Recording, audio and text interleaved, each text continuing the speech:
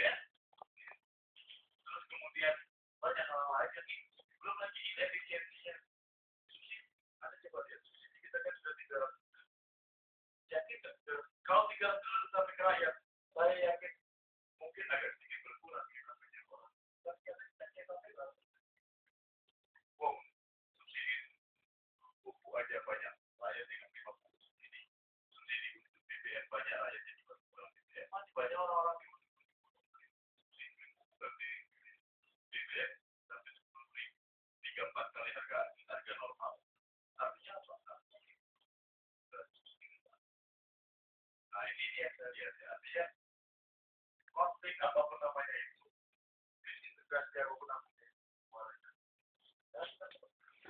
dengan saya kemarin ya nanti orang Indonesia punya jiwa nasionalisme sekarang yang besar terhadap jadi orang Indonesia itu luar biasa. Dan kita, mohon maaf, dalam posisi begini aja kita masih nyata, masih relax, masih memaafkan pemimpin. Kalau di luar negeri sudah turun demo, saya nggak akan mengarahkan ke sana. Saya bangga di orang Indonesia yang punya jiwa pemaaf. Nah, sebagai pemimpin, ini kan kelebihan masa kecil ya.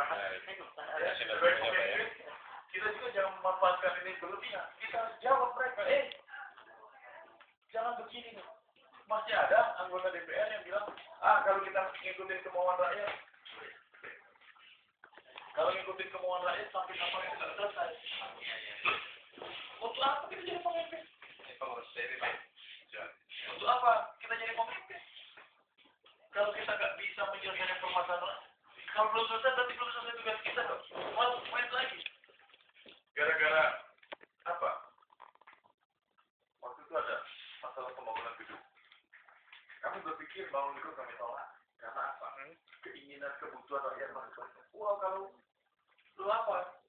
Rakyat masih antri ini, rakyat masih susah untuk sekolah, jalan belum beres. Kita harus murah-murahin uang satu bagi saya cuma menggunakan uang. Ini ruangan kami, saya bisa kerja kok dengan ruangan ini. Ya mohon maaf, mungkin penerimaannya nggak nyaman, nggak usah mega. Tapi untuk apa kita mega kalau rakyat kita masih susah? Katanya ini mau rubuh, ya silakan rubuh.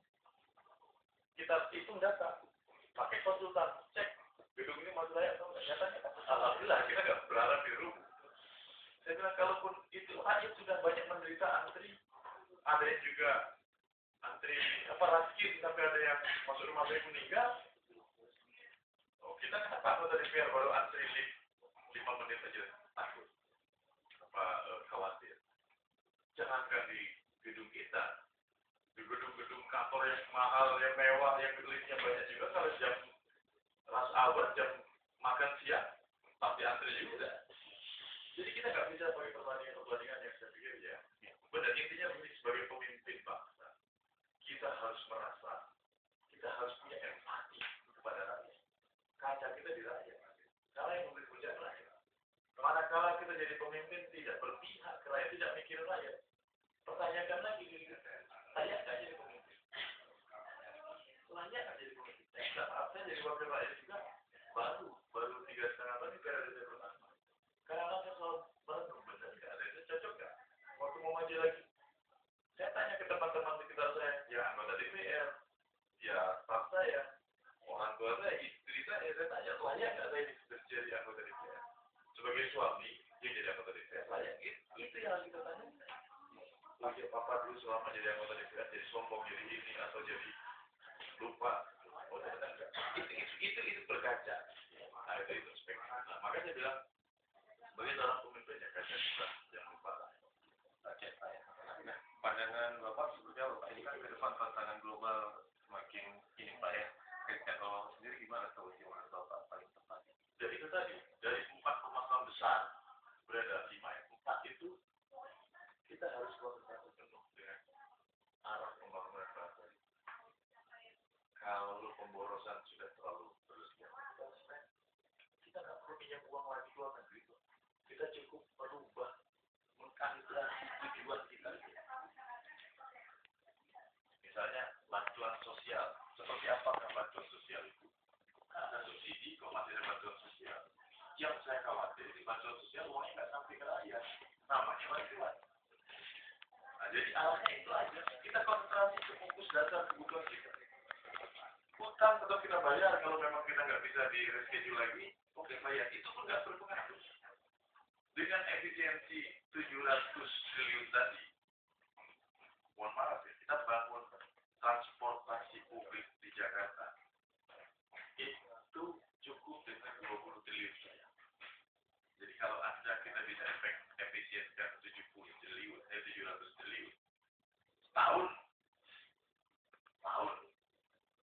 700 triliun bisa efektif.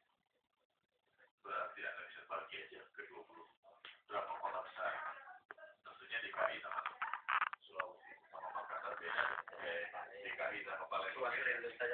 Nah, jadi artinya uang itu bisa kita untuk apa saja. Uang itu bisa untuk bangun apa saja. Jangan takut ya ada uang.